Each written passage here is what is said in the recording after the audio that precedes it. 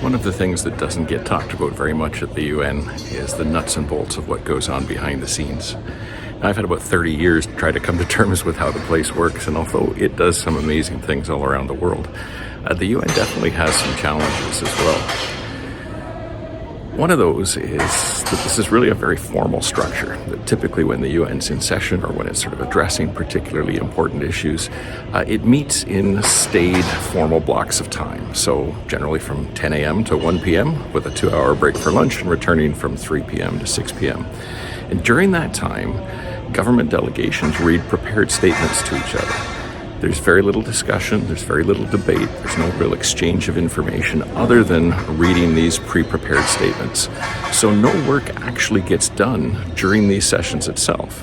The work that occurs at the United Nations takes place outside of those sessions. So during that 2-hour lunch break, delegates are squirreling themselves away in corners all over the building to try to kind of figure out how they can get the real story of what's going on and how they can try to influence the positions of other countries.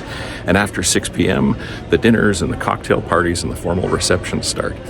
This means that the actual function of the UN is not where the work happens, that it happens behind the scenes and in social kinds of environments.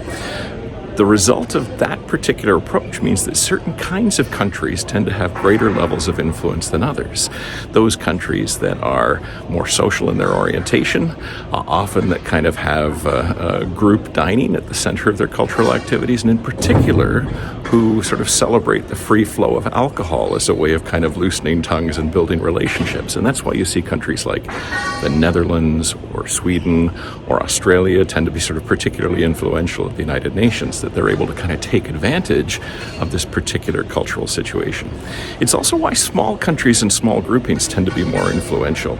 In my time, I've had experience with groups like CANS, the Canada, Australia, New Zealand group, or WEOG, the Western Europe and Others group, which tend to have a great deal of pull in these informal sessions and consultations.